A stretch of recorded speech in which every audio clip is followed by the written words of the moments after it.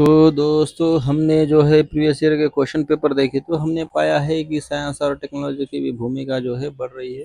तो शुरू करते हैं क्रक्स से शुरुआत एनसीईआरटी को पढ़ने में, क्योंकि एनसीईआरटी में बहुत विस्तार से दिया गया है। जो कुछ बातें हैं अगर समय रहता हमारे पास तो हम उसको भी पढ़ लेंगे, और पहले हम क्रक्स के मतलब एक समरी के रूप में उसे जान लेंगे। परिचय देखेंगे। भोजन वसा, प्रोटीन, कार्बोहाइड्रेट, विटामिन और खनिज जैसे विभिन्न घटकों से बना होता है। भोजन के घटक पोषक तत्व कहलाते हैं और हमारे शरीर के लिए बहुत आवश्यक होते हैं। सभी जीवित जीवों को भोजन की आवश्यकता होती है। पौधे अपना भोजन स्वयं संश्लेषित करते हैं, जिसे हम फोटोसिंथेसिस कहते हैं। लेकिन मनुष्य और जानवर का ऐसा नहीं होता। ऐसा वो कर नहीं सकते। वे जो है इसे पौधों या जानवर से प्राप्त करते हैं, मतलब भोजन को। इस प्रकार मनुष्य और जानवर प्रत्यक्ष या अप्रत्यक्ष रूप से पौधों पर निर्भर है। मतलब स्वावलंबी नहीं है, मनुष्य परावलंबी है। इस तरह हम इसे जान लेंगे। शुरू करते हैं, पेंसिल के माध्यम से भी देखेंगे।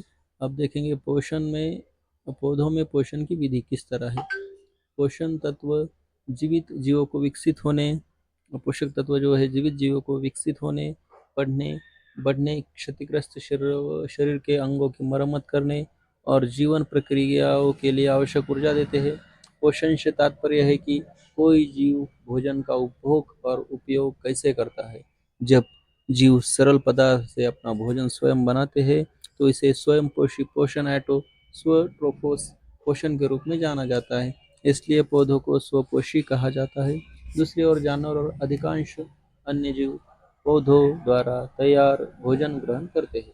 उन्हें परपोषी हेरटोस या अन्य कहा जाता है। पौधों के पोषक तत्वों का संश्लेषण किस तरह होता है देखेंगे।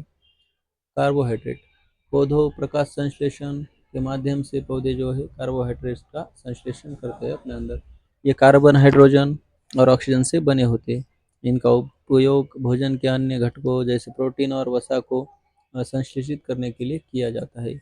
प्रोटीन, प्रोटीन नाइट्रोजन युक्त पदार्थ होते हैं जिनमें नाइट्रोजन होती है। पौधे वायुमंडल में मौजूद गैसीय नाइट्रोजन को सीधा अवशोषित नहीं कर सकते हैं, बल्कि पानी और अन्य खनिजों के साथ मिट्टी के माध्यम से अवशोषित कर सकते हैं। कुछ बैक्टीरिया ऐसे होते हैं जो वायुमंडलीय नाइट्रोजन को उपयोग उपयोग जो है यौगिक के रूप में परिवर्तित करते हैं और मिट्टी में छोड़ देते हैं। इस प्रक्रिया को नाइट्रोजन स्थिरीकरण के नाम से हम जानते हैं। किसान नाइट्रोजन और अन्य खनिजों के जैसे सल्फर, फास्फोरस आदि की आवश्यकता को पूरा करने के लिए उर्वरक भी जो है उपयोग करते हैं। प्रकाश संश्लेषण पौधों में भोजन बनाने की प्रक्रिया है।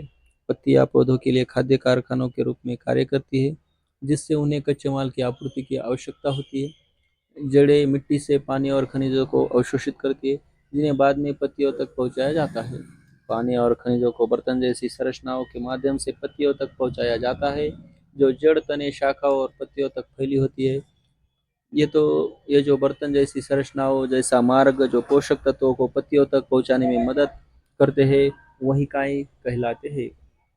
उसे मराठी में वाहिनियाँ बोलते हैं। पत्तियों अपनी सतह पर छोटे छिद्रों के माध्यम से हवा से कार्बन डाइऑक्साइड से भी जो है कार्बन डाइऑक्साइड लेती है, जो रक्षक कोशिकाएं नामक विशेष कोशिकाओं से घिरी होती है। इन छिद्रों को रंध्र के नाम से जाना जाता है। पत्तियों में जो है कहते हैं, पत्तियों में क्लोरोफिल नाम का हरा रंग द्रव्य होता है, जो उन्हें सूर्य के प्रकाश की ऊर्जा को उपयोग करने में सक्षम बनाता है। इस ऊर्जा का उपयोग कार्बन डाइऑक्साइड और पानी से भोजन को संश्लेषित करने के लिए किया जाता है। सूर्य के प्रकाश की उपस्थिति में होने वाली प्रक्रिया को प्रकाश संश्लेषण या फोटोसिंथेसिस या प्रकाश संश्लेषण संयोजित करना के रूप में जाना जाता है।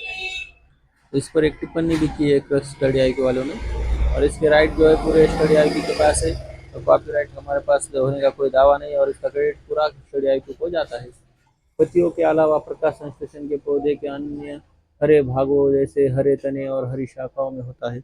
रेगिस्तानी पौधे में शल्क या रीढ़ जैसी पत्तियां होती है, जो बाष्पोत्सर्जन के माध्यम से पानी की हानि को कम करने में मदद करती है। इसके बजाय ये पौधे प्रकाश संश्लेषण के लिए अपने हरे तनों पर निर्भर रहते हैं। इसलिए क्लोरोफिल सूर्य का प्रकाश, कार्बन डाइऑक्साइड और पानी सभी प्रकाश संश्लेषण के लिए आवश्यक है। जो पृथ्वी पर अनोखी प्रक्रिया है, प्रकाश संश्लेषण के माध्यम से पौधे और सौर ऊर्जा को भोजन के रूप में संग्रहित करते हैं। जिससे सूर्य सभी जीवित जीवों के लिए अंतिम ऊर्जा के स्रोतों के रूप में जाना जाता है। सबसे बड़ा इनका स्रोत सोर्स को है ना, तो सन है। प्रकाश संश्लेषण भोजन उत्पादन के लिए आवश्यक है, जो लगभग सभी जीवित जीवों के अस्तित्व के लिए महत्वपूर्ण है। और इसके अतिरिक्त प्रकाश संश्लेषण ऑक्सीजन उत्पन्न करता है, जो सभी जीवन रूपों के लिए महत्वपूर्ण है। इसके बिना पृथ्वी पर जीवन असंभव होगा। प्रकाश संश्लेषण के दौरान सूर्य के प्रकाश की उपस्थिति में पत्तियों की क्लोरोफिल युक्त कोशिकाएं कार्बोहाइड्रेट को संश्लेषित करने और उप उत्पाद के रूप में ऑक्सीजन छोड़ने के लिए कार्बन डाइऑक्साइड और पानी का उपयोग करती है। टिप्पणी इस पर भी है एक, हरी पत्तियों के अलावा पत्तियों की भी क्लोरोफिल होता है। लाल लाल भूरे और अन्य रंगों की प्रचुरता हरे रंग को छिपा देती है, लेकिन प्रकाश संश्लेषण अभी भी इन पत्तियों में होता है। कार्बन डाइऑक्साइड ऑक्सीजन क्लोरोफिल इन लीफ वाटर, जो हमने अभी बताया आपको कि कार्बन डाइऑक्साइड जो है पौधे अपनी पत्तियों द्वारा ही देते हैं, और ये जो उनका ये तना होता है इसे क्लोरोफिल कहते हैं। इनके वाटर और मिनरल जो है इसके रूट्स जो है अपने अंदर ले लेते हैं या उत्सर्जित करते हैं। कोशिकाएं छोटी इकाइयां है, जो जीवित जीवों का मूल इकाई निर्माण इकाई है। इन्हें केवल माइक्रोस्कोप के माध्यम से ही देखा जा सकता है। कोशिका एक पतली बाहरी सीमा से घिरी होती है, जिसे कोशिका झिल्ली कहते हैं। अधिकांश कोशिकाओं में एक विशिष्ट केंद्र में स्थित गोलाकार संरचना होती है, जिसे केंद्रक कहा जाता है। केंद्रक एक जेली जैसी पदार्थ से घिरा होता है, जिसे साइटोप्लाज्म कहते हैं। प्लाज्मा कहते हैं। पौधों में पोषण के अन्य तरीके हैं। कुछ पौधों में क्लोरोफिल की कमी होती है, इसलिए वे भोजन का संश्लेषण नहीं कर पाते हैं। मनुष्य और जानवरों के समान ये पौधे अपना भोजन अन्य पौधों से प्राप्त करने पर निर्भर रहते हैं। वे पोषण की विषमपोषी पद्धति का उपयोग करते हैं। उदाहरण के लिए कुस्कुटा, अमरबेल, इसमें क्लोरोफिल नहीं होते हैं, और ये जिस पौधे पेड़ पर चढ़ता है उससे तैयार भोजन लेता है।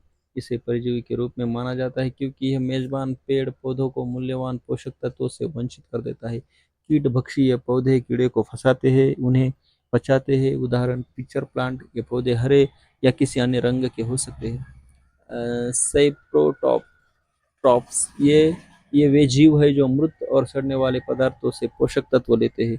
उदाहरण के लिए ब्रेड, अचार, चमड़ा और अन्य वस्तुओं पर कवक का विकास, जो लंबे समय तक गर्म और आर्द्र परिस्थितियों में छोड़े जाते हैं। यह कवक बीजाणु आमतौर पर हवा में पाए जाते हैं। जब वे नम और गर्म सतहों के संपर्क में आते हैं तो वे अंकुरित होते हैं और आगे बढ़ने लगते हैं। सहजीवी कुछ जीव एक साथ रहते हैं और आश्रय और पोषक तत्व दोनों को साझा करते हैं। इस जुड़ाव को सहजीवी के नाम से जाना जाता है। उदाहरण के लिए कुछ कवक पौधों की जड़ों के अंदर रहते हैं।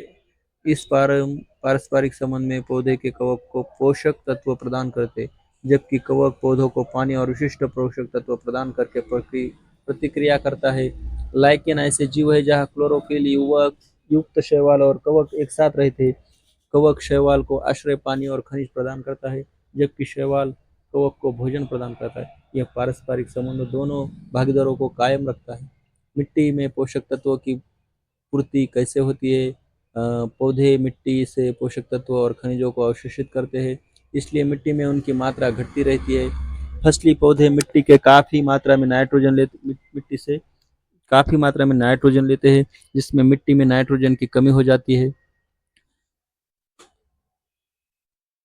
उर्वरकों और खादों में नाइट्रोजन, पोटेशियम, फास्फोरस आदि जैसे पोषक तत्व होते हैं। ये मिट्टी को समृद्ध करने के लिए अति आवश्यक होते हैं, जिससे हमें पोषक तत्व की आवश्यकताओं को पूरा करके स्वस्थ पौधों को विकसित करने और बनाए रखने में मदद मिलती या करती है। राइबोसोमियम राइजोबियम जैसे कुछ बैक्टीरिया वायुमंडलीय नाइट्रोजन लेते हैं और इसे उपयोग योग्य रूप में परिवर्तित करते हैं इसका उपयोग योग्य रूप में परिवर्तित करते हैं। राइजोबियम अपना भोजन स्वयं नहीं बना सकता। यह चना, मटर, मूंग और सेम जैसी फलियों की जड़ों में रहता है, जिससे उन्हें नाइट्रोजन मिलते हैं। बदले में पौधे बैक्टीरिया को भोजन और आश्रय प्रदान करते हैं, जिसके परिणाम स्वरूप से यह सहजीवी संबंध प्रदर्शित करते हैं। यह सहयोग किसानों के लिए महत्वपूर्ण है, क्योंकि यह उन्हें फलीदार पौधों की खेती करते समय नाइट्रोजन उर्वरकों के उपयोग को कम करने में सक्षम बनाता है। ये पौधे अधिकांश दालों का स्रोत राइजोबियम से नाइट्रोजन प्राप्त करते हैं, जिससे यह एक पर्यावरण अनुकूल कृषि पद्धति बन जाती है। तो प्रश्न हम देखेंगे अब इसके बारे में। पौधों के उत्तर इसका ढक के रखेंगे थोड़ी देर के लिए। पौधों के पौधों में पोषण के संदर्भ में निम्नलिखित कथनों पर विचार कर। हरी पत्तियां के अलावा अन्य पत्तियों में क्लोरोफिल नहीं होता, तो गलत है। पौधों हवा से नाइट्रोजन अवशोषित नहीं कर पाते, पौधे हवा से नाइट्रोजन अवशोषित नहीं कर पाते। कुछ पौधे कीड़े खा सकते हैं, ये सही है। कुछ पौधे जो है कीड़े खा सकते हैं। तो कौन से सही है, जो है कितने सही है, तो केवल सिर्फ दो सही है। तो कौन से सही है? तो कुछ पौधे कीड़े खा सकते हैं, पौधे हवा से नाइट्रोजन अवशोषित नहीं कर पाते, ये भी गलत है। और ये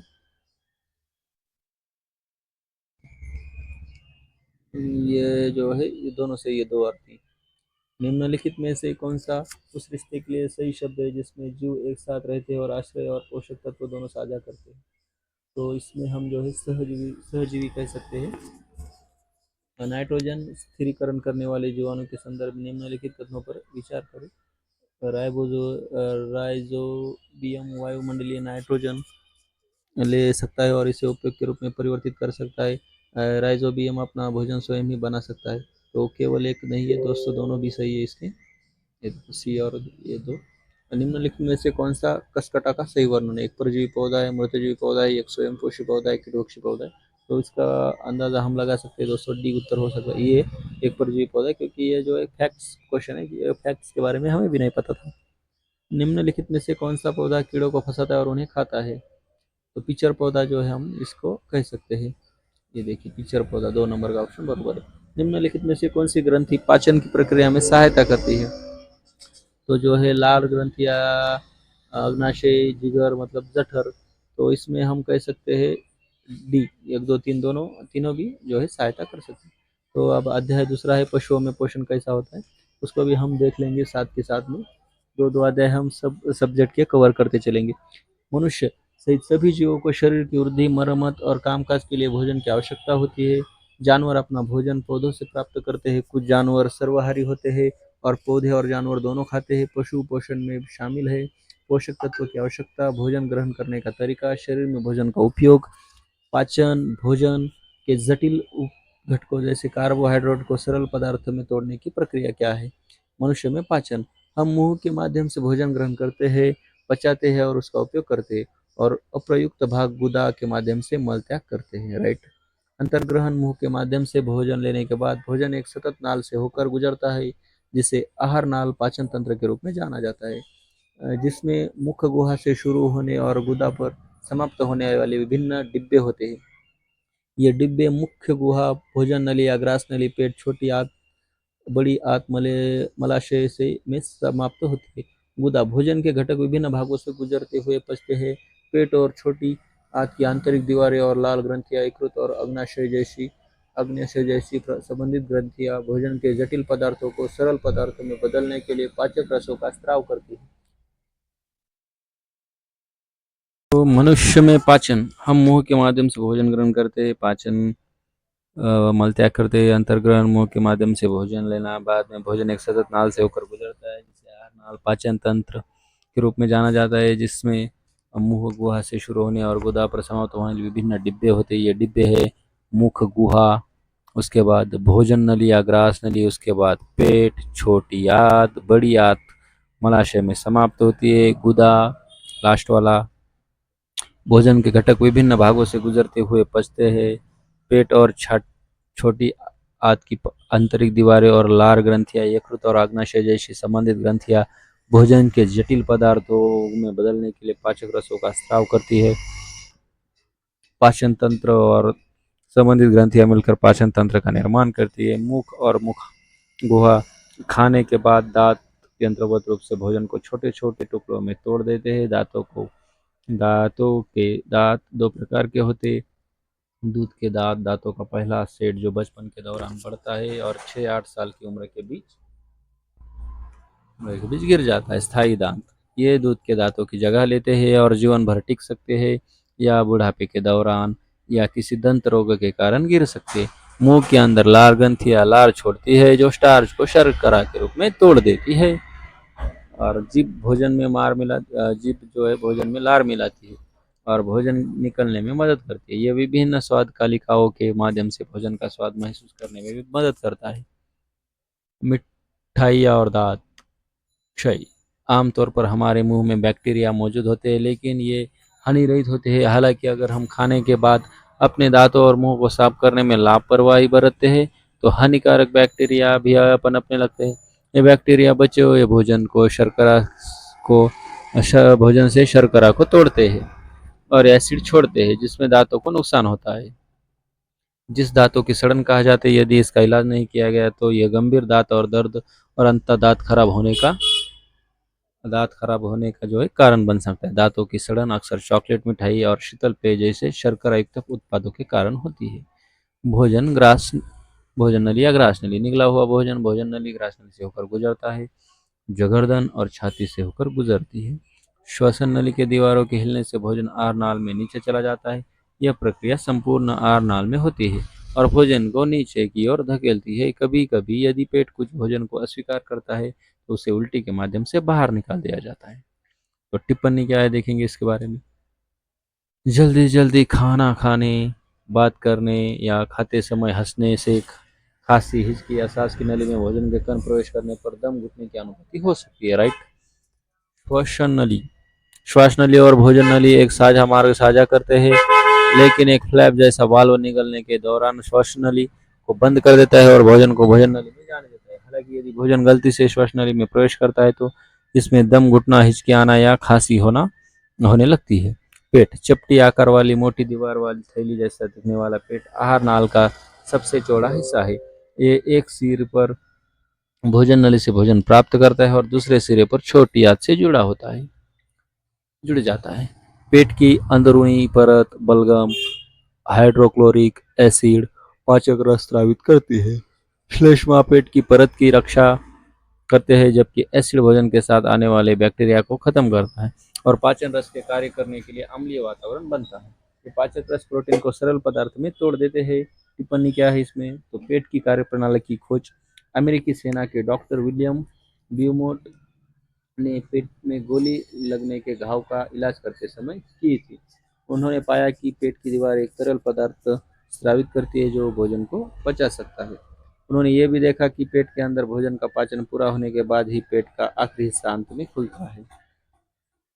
अच्छी बात उन्हें वो जो है उन्होंने पाई। छोटी आंत का क्या कार्य होता है, तो छोटी आंत जटिल रूप से कुंडलित होती है और लगभग 7.5 मीटर लंबी होती है। यह यकृत और अग्नाशय दोनों से स्राव प्राप्त करता है। इसके अतिरिक्त छोटी आंत की दीवार भी अपना रस स्वयं बनाती है। लीवर पेट के ऊपरी हिस्से के दाहिनी ओर एक लाल भूरे रंग की ग्रंथि शरीर की सबसे बड़ी ग्रंथि है। ये पित्ताशय में संग्रहित पित्त रस का स्राव करता है। वसा के पाचन में पित्त महत्वपूर्ण भूमिका निभाता है।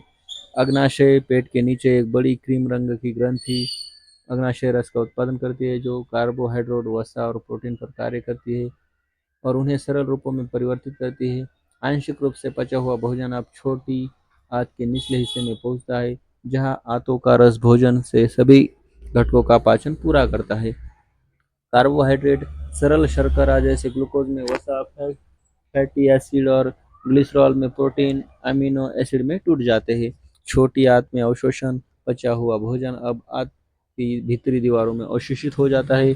भीतरी दीवारों पर हजारों अंगुलियों जैसी संरचना होती है जिन्हें विली एकीय विली कहा जाता है। विली भोजन अवशोषण के लिए सतह क्षेत्र को बढ़ाता है। प्रत्येक विलस की सतह पर छोटी रक्तवाहिका एक नेटवर्क होता है जो पचे हुए खाद्य पदार्थों को अवशोषित करता है। फिर इन पदार्थों को रक्तवाहिकाओं के माध्यम से शरीर के विभिन्न अंगों में लाया जाता है जहां उनका उपयोग शरीर के लिए आवश्यक प्रोटीन जैसे जटिल पदार्थों के निर्माण के लिए किया जाता है। इसे आत्मसातीकरण कहा जाता है। कोशिकाओं में ग्लूकोज ऑक्सीजन की सहायता से टूटना है। कार्बन डाइऑक्साइड पानी का उत्पादन करता है और ऊर्जा जारी करता है। कोई भी अपचित और अवशोषित भोजन बड़ी आंत में प्रवेश करता है। बड़ी आंत जो छोटी आंत की तुलना में चौड़ी और छोटी, लगभग 1.5 मीटर लंबी होती है, बिना पचे भोजन से पानी और नमक को अवशोषित करती है। शेष अपशिष्ट मलाशय में अर्धठोस मल बन जाता है जिसे समय समय पर मल त्याग नामक प्रक्रिया में गुदा के माध्यम से बाहर निकाल दिया जाता है। घास खाने वाले जानवरों में पाचन। गाय, भैंस घास खाने वाले जानवर घास को तुरंत निगल लेते हैं और पेट के रुमेन नामक हिस्से में जमा कर लेते हैं। रुमेन में भोजन आंशिक रूप से पचता है और इसे जुगाली के नाम से जाना जाता है। ये जुगाली थोड़ी थोड़ी मात्रा में पशु के मुंह में लौटती रहती है और पशु इसे चबाता है। यही कारण है कि ये जानवर खाना न खाने पर भी लगातार चबाते रहते हैं। इसी प्रक्रिया को जुगाली करना कहा जाता है। और इन जानवरों को जुगाली करने वाले कहा जाता है। घास में सेलुलोज होता है जो एक प्रकार का कार्बोहाइड्रेट है। मवेशी, हिरन आदि जैसे जुगाली करने वाले जानवरों में रुमेन में मौजूद बैक्टीरिया सीलेज के पाचन में मदद करते हैं। हालांकि मनुष्य सहित कई जानवर सेल्यूलोज वो पचा नहीं पाते। ग्रास नली और छोटी आंत के बीच एक बड़ी थैली जैसी संरचना होती है जिसे सीकम कहते हैं। सीकम में सेल्यूलोज को बैक्टीरिया की मदद से पचाया जाता है जो मनुष्यों में मौजूद नहीं होते। अमीबा में भोजन और पाचन। अमीबा तालाब के पानी में पाए जाने वाला एक सूक्ष्म एक कोशिकीय जीव है। द्रव्य में एक कोशिका झिल्ली, एक गोल सघन केंद्रक और एक कई छोटे बुलबुले जैसे रिक्तिकाएं होती है। अमीबा लगातार अपना आकार और स्थिति बदलता रहता है। ये भोजन को पकड़ने के लिए एक या अधिक उंगली जैसे प्रक्षेपणों को बाहर धकेलता है, जिसे सीडोपोडिया या झूठे पैर कहा जाता है। अमीबा सूक्ष्म जीवों को सीडोपोडिया से घेर कर निकलता है। भोजन एक खाद्य रिक्तिका में फंस जाता है जहाँ पाचक रस इसे तरल पदार्थों में तोड़ देते हैं। अवशोषित पोषक तत्वों का उपयोग विकास, रखरखाव और प्रजनन के लिए किया जाता है। अपचित अवशेषों को रसधारी द्वारा बाहर निकाल दिया जाता है। और नोट क्या है, भोजन के पाचन और ऊर्जा जारी करने की मूल प्रक्रिया सभी जानवरों में समान होती है। टिप्पणी, बकरी के दूध में वसा गाय के दूध की तुलना में बहुत सरल होती है, इसलिए गाय के दूध की तुलना में बकरी का दूध पचाने में बहुत आसान होता है। निम्नलिखित में से कौन सी ग्रंथि पाचन प्रक्रिया में सहायता करती है? लार ग्रंथि। एक, दो, तीन, तीनों भी ग्रंथियां पाचन में मदद करती है। पेट के पाचन के संबंध में निम्नलिखित तथ्यों पर विचार करें। पेट की अंदरूनी परत श्लेष्मा और हाइड्रोक्लोरिक एसिड स्रावित करती है। आहार नाल का सबसे चौड़ा भाग है। दोनों सही है, बरोबर है। छोटी आंत में भोजन के प्रसरण के संबंध में निम्नलिखित में से कौन सा कथन सही नहीं है? यकृत और अग्नाशय से स्राव प्राप्त करता है। वसा फैटी एसिड और डिगलेस में जाता है, अमीनो एसिड में टूट जाते हैं। आंतों का रस भोजन के सभी घटकों का पाचन पूरा करता है। छोटी आंत में विली पचे हुए भोजन के अवशोषण के लिए सतत क्षेत्र को कम करता है। डी सही नहीं है। खा घास खाने वाले जानवरों में पाचन के संबंध में निम्नलिखित तत्वों पर विचार करें। वे घास को तुरंत निगल लेते हैं और पेट के एक हिस्से में जमा कर लेते हैं। घास में सेल्यूलोज की कमी होती है जिससे आंशिक रूप से पचा हुआ भोजन आगे चबाने के लिए मुंह में वापस आ जाता है। तो एक और दो कितने सही है? दोनों सही है शायद। ये की सही है और यह है ऊष्मा तीसरा, तापमान मापन। तीसरे चैप्टर को भी हम लगे हाथ जो है निपटा देते हैं। किसी वस्तु की गर्माहट का विश्वसनीय माप उसका तापमान है।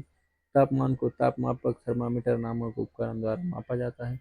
हमारे शरीर के तापमान को मापने वाले थर्मामीटर को नैदानिक तापमापक थर्मामीटर कहा जाता है, जो तापमान को 35 डिग्री सेल्सियस से 42 डिग्री सेल्सियस तक पड़ता है, जो मानव शरीर के तापमान की सीमा भी है।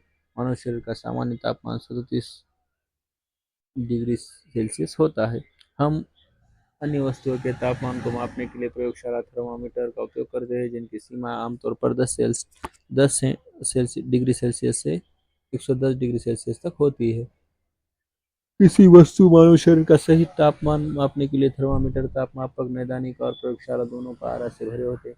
ये पारा एक हानिकारक और जहरीला पदार्थ है और अगर थर्मामीटर टूट जाए तो इसका निपटान करना बहुत मुश्किल होता है। इसलिए अब तक मापने के लिए डिजिटल थर्मामीटर का भी उपयोग किया जाता है रहा है, जिसमें पारा नहीं होता। सेल्सियस स्केल 1742 में स्वीडिश खगोलशास्त्री एंडर्स सेल्सियस द्वारा तैयार किया गया था।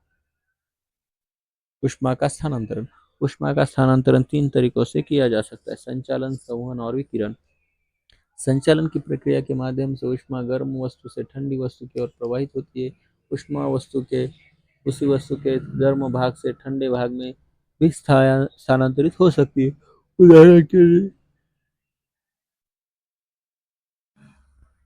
खाना पकाना काफी हद तक आगे की लपेटों से खाने पकाने के बर्तन तक गर्मी के हस्तांतरण पर आधारित है। जिन पदार्थ के माध्यम से ऊष्मा प्रवाहित होती है उसे चालक कहलाते हैं। उदाहरण के लिए लोहा, तांबा और एल्यूमिनियम सामान्यतः ठोसों में ऊष्मा का स्थानांतरण संचालन के माध्यम से होता है। दूसरी ओर वे पदार्थ जिनमें माध्यम से ऊष्मा स्थानांतरित नहीं की जा सकती है वे खराब कंडक्टर है और उसे विद्युत रोधी के रूप में जाने जाते हैं। उदाहरण के लिए प्लास्टिक और लकड़ी। संवहन हवा और पानी जैसे गर्म तरल पदार्थ में ऊष्मा हस्तांतरण की प्रक्रिया है। इस प्रक्रिया में ऊष्मा स्रोत के पास का तरल पदार्थ पानी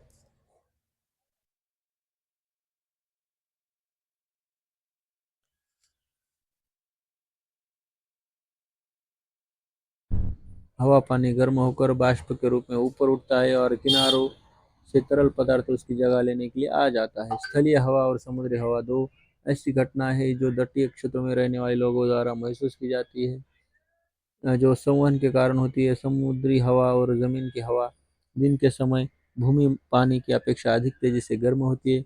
परिणाम स्वरूप भूमि के ऊपर गर्म हवा ऊपर उठती है और उसकी जगह समुद्र से आने वाली ठंडी हवा ले लेती है, जिससे समुद्री हवा बनती है। इसका लाभ उठाने के लिए तटीय क्षेत्रों के घरों में समुद्र की ओर खिड़कियां होती है। रात में स्थित स्थिति उलट जाती है। पानी का जमीन की तुलना में अधिक धीरे धीरे पानी होता है ठंडा। परिणाम स्वरूप भूमि से ठंडा हवा समुद्र की ओर बढ़ती है, जिससे परिणाम स्वरूप स्थलीय हवा चलती है। विकिरण प्रक्रिया द्वारा सूर्य से ऊष्मा प्राप्त करते हैं। विकिरण को ऊष्मा के स्थानांतरण के लिए माध्यम की आवश्यकता नहीं होती। विकिरण के अन्य उदाहरण है, आगे से दूर रखा गया गर्म बर्तन ठंडा हो जाता है क्योंकि ये विकिरण द्वारा आसपास के वातावरण में गर्मी स्थानांतरित करता है। हमारे शरीर भी आसपास के वातावरण को गर्मी देता है।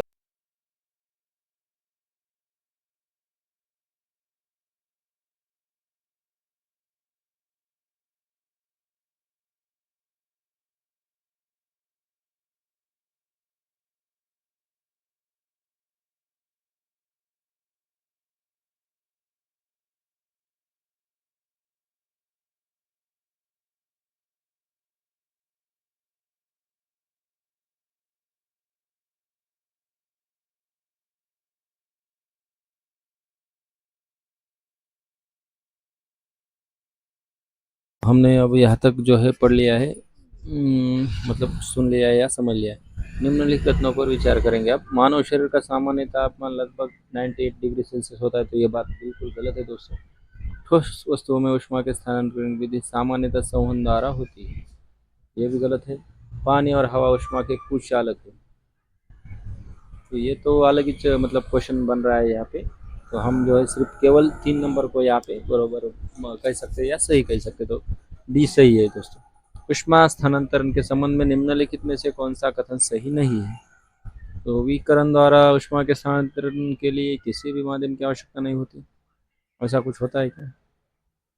तो सही है, उस विकिरण द्वारा ऊष्मा के स्थानांतरण में किसी माध्यम की आवश्यकता नहीं होती। पानी जमीन की तुलना में अधिक धीरे धीरे ठंडा होता है। ये भी जो है कथन सही है। ऊन गर्मी का अच्छा संवाहक है और इसलिए इसका उपयोग सर्दियों में किया जाता है। तो गर्मियों में उपयोग किया जाता है ना, उनका संवाहक है, तो सर्दियों में नहीं किया जाता। गहरे रंग की वस्तुएं हल्के रंग की वस्तुओं की तुलना में अधिक ऊष्मा अवशोषित करती है। तो ऐसा है क्या कुछ? नहीं है। तो फिर हमने आज इसके जो है 3 चैप्टर को मतलब कवर किया है दोस्तों, बाकी के हम बाद में करेंगे।